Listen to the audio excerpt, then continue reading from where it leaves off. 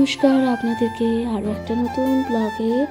আজকে ছিল বৃহস্পতিবার, আর বৃহস্পতিবার সকালবেলায় আমি গেছিলাম ছাদে। আর প্রতিদিনের মতন ছাদে গিয়ে আজকে তো আমার মনটা পুরো ভরে গেছে, কারণ দেখুন আজকে এত এত ফুল ফুটেছে। সেই ফুলগুলোই আমি আপনাদেরকে দেখাচ্ছি। আর আজকে বৃহস্পতিবার দিন এই আমার পুজো করতে অনেক সময় লাগে, কারণ আমার ঠাকুর ঘরে পরিষ্কার করা, ঠাকুরের বাসন পরিষ্কার করা, ঠাকুরের বসার আসন এই সমস্ত কিছু পরিষ্কার করা, ঠাকুরকে স্নান করানো, সমস্তটা করতে হয়। তো দেখুন এই যে ঠাকুরের বসার জায়গাটা মুছে নতুন কাপড় পেতে দিতে হয়, মানে পাততে হয়। ধোয়া কাপড়, নতুন বলতে ধোয়া কাপড় পেতে সুন্দর করে পাততে হয়।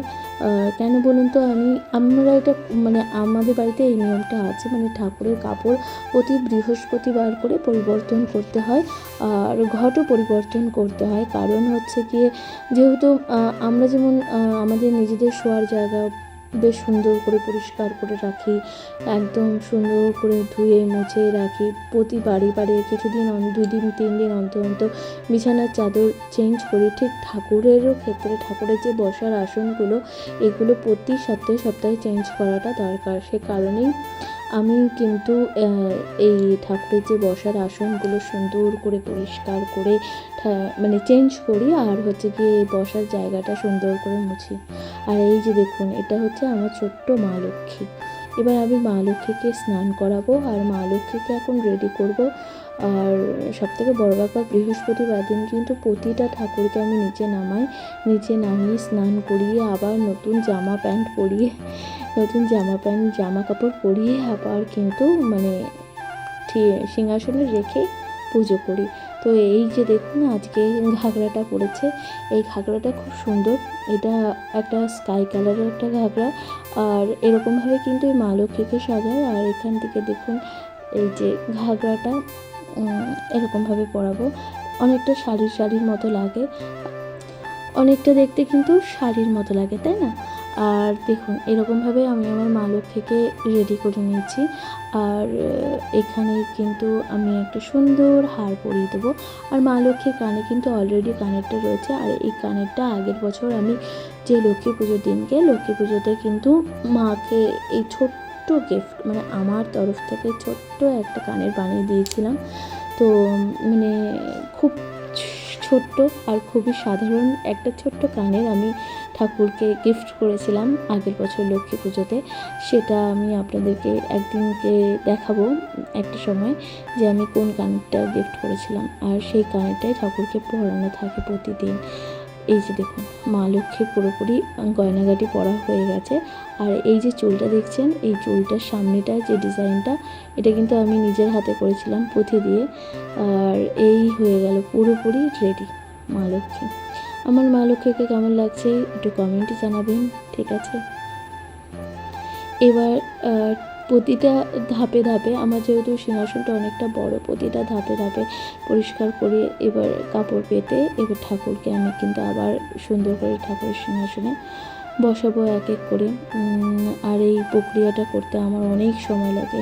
আর যাদের বৃহস্পতিবারে পুজো করেন তারা তো নিশ্চয়ই জানেন যে বৃহস্পতিবারে পুজো করতে অনেক সময় লাগে, অনেক সময় লেগে যায়, ঠিক আছে? সারাদিন মানে আমার তো মিনিমাম 2 ঘন্টা লেগেই যায়, 2 ঘন্টা।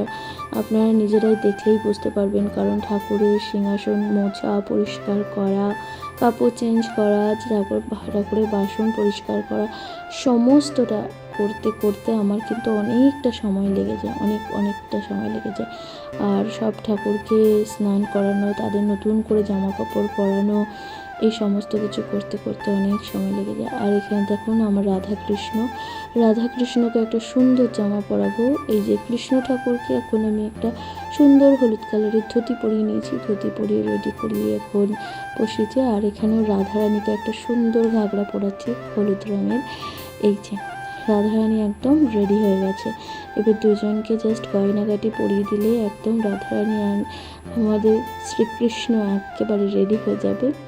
তো আমার পুজো, মানে আমি একটু অন্যরকমভাবে কথা বলছি, আপনারা প্লিজ কিছু মনে করবেন না। আর আমার কেমন লাগছে ভিডিওটা অবশ্যই লিখে জানাবেন, কোথা থেকে দেখছেন সেটা অবশ্যই জানাবেন।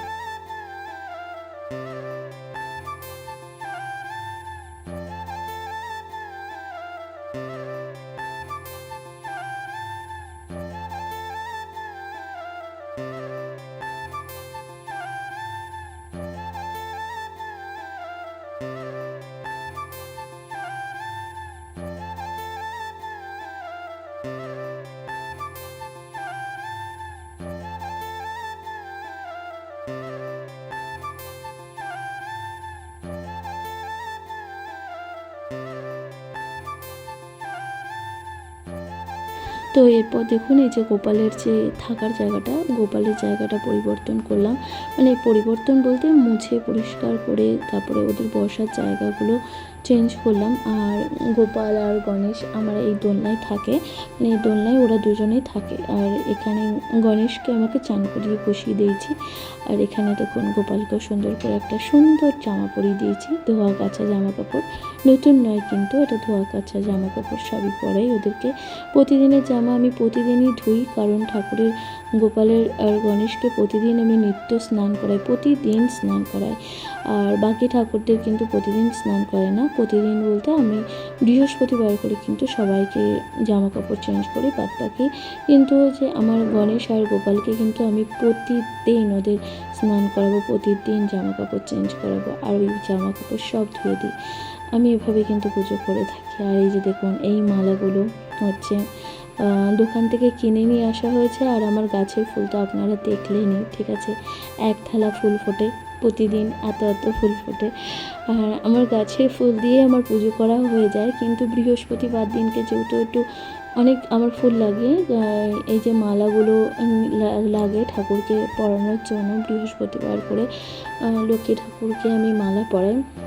যে আর ঘট পাততে হয়, যে কারণে সমস্ত কিছু লাগে, সে কারণে একটু ফুলের প্রয়োজন হয়। আর বেশি বেশি ফুল থাকলে না আমার অনেক ভালো লাগে, যে কারণে আমি বৃহস্পতিবার দিনকে অনেক অনেক ফুলও কিনে নিয়ে আসি। আর আমার গাছে তো অনেক ফুল ফোটে, সেটা তো আপনারা দেখেনি প্রতিটা ব্লগে।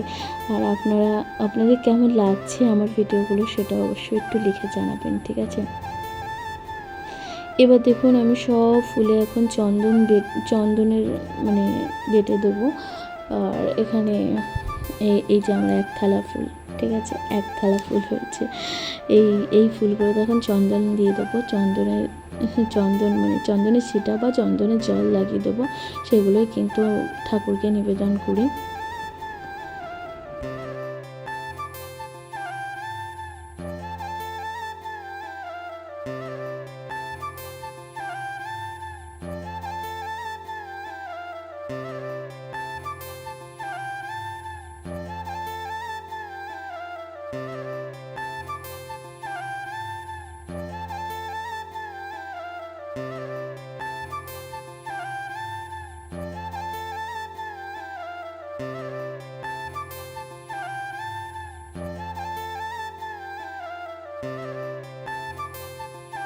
আর এখানে দেখুন আমি এই যে তুলসী পাতাগুলো না, তুলসী পাতা তো প্রতিদিন ছেঁড়া যায় না, যে কারণে আমি ছিঁড়িও না। আমার অনেক তুলসী গাছ আছে, আমি সহজে তুলসী পাতাটা ছিঁড়ি না, যেহেতু অমাবস্যা, পূর্ণিমা, একাদশী এই সমস্ত দিন মানতে হয়। তো আমি কি করি বলুন তো, আমি এই যে গ্লাসের মধ্যে না তুলসী পাতাগুলোকে জলের মধ্যে ভিজিয়ে রাখি, যেগুলো আমার বৃহস্পতিবার করে নিয়ে আসা হয়, রাখি। তো এটা এক সপ্তাহ খুব ভালোভাবেই থাকে, মানে এখান থেকে আমি প্রতিদিন তুলসী পাতাগুলো নিয়ে আমি ঠাকুরকে দিই। আর আমার কিন্তু ফুলগুলো একদম, ফুল বলছি, এই তুলসী পাতাগুলো একদম সুন্দর আর ভালোভাবে থাকে, একটু নষ্ট হয় না। আর আপনারা এরকমভাবে তুলসী পাতা রাখবেন, দেখবেন খুব সুন্দর থাকবে। কারণ তুলসী পাতা প্রতিদিন তো সেরা যায় না, আর কবে একাদশী পড়ে সেটাও আমার অনেক সময় আমি জানতে পারি না, তো যে কারণে আমি সহজে তুলসী পাতা ছুঁড়ি না, যে কারণে এরকমভাবে করি। তো দেখুন এই হলো আমার ঠাকুরের ঘট রেডি করা হয়ে গেছে, পান, সুপারি আর আমের পল্লব দিয়ে। তো এখন আমি ঘরটা পেতে নেবো। নিচে আমি দিয়েছিলাম ধান দুব্বো, সেটা আপনাদেরকে দেখাতে পারলাম না, তো ধান দুব্বো দিয়ে সমস্ত কিছু দিয়ে ঠাকুরকে বসিয়েছি, ঠাকুরের ঘরটা পেতে দিয়েছি। এবার তো আমার মোটামুটি পুজো হয়ে এসেছে, ঠিক আছে। তো এবার ঠাকুরকে যে তুলসী পাতা ছাড়া তো ঠাকুরের পুজো হয় না। এই দিন গোবিন্দ সেবা তো তুলসী পাতা লাগেই, তাই না? আপনারা তো জানেনই। এই যে দেখুন, সবাইকে এখন তুলসী পাতা, চন্দনের টিপ এই সমস্ত কিছু দিতে হয়। আর বৃহস্পতিবারের পুজো অনেকটা সময় ধরে আমাকে করতে হয়, অনেকটা সময় লেগে যায় বৃহস্পতিবারের পুজো করতে। অন্যান্য দিনের পুজো একটু ছোট থাকলেও কিন্তু বৃহস্পতিবারের পুজো অনেকটা সময় ধরে করতে হয়। আর দেখতে থাকুন ব্লগগুলো কেমন লাগছে লিখে জানাবেন। এবার আমি দিচ্ছি এই যে বেলপাতা আমি সব ঠাকুরের পায়ে আগে আগে দিয়ে দিচ্ছি, ঠিক আছে। তারপর ফুল নিবেদন করব। আর আপনারা দেখতে থাকুন কেমন লাগছে।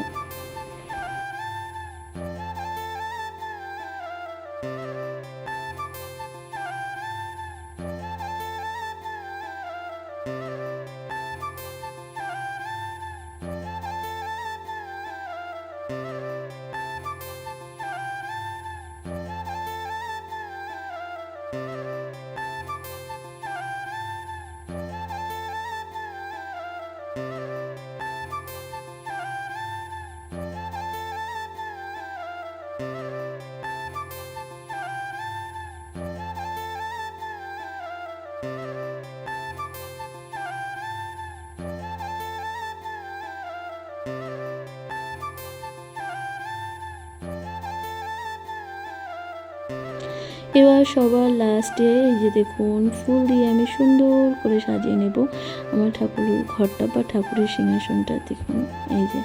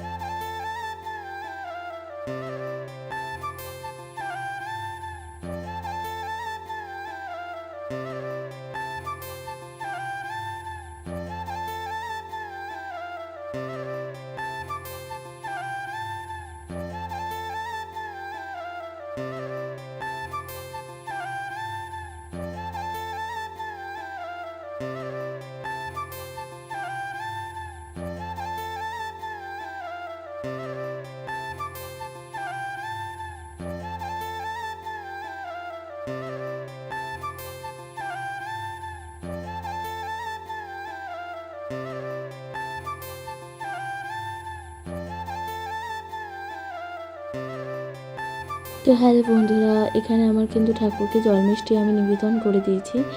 আর এরপর আমি ঠাকুরের প্রদীপ জ্বালিয়ে দিচ্ছি, জ্বালিয়ে এবার হচ্ছে আরতি করব। আরতি করলেই আমার পুজো করা হয়ে যাবে। তো ঠাকুরের আরতি আর ঠাকুরের ভোগ নিবেদন, মানে ভোগ বলতে জল মিষ্টি নিবেদন করা হয়ে গেছে। তো আমার ঠাকুরের পুজো এইভাবে আমি করে থাকি। তো আপনাদের কেমন লাগলো আজকে আমার এই ভিডিওটা বা এই ব্লগটা, তো অবশ্যই লিখে জানাবেন।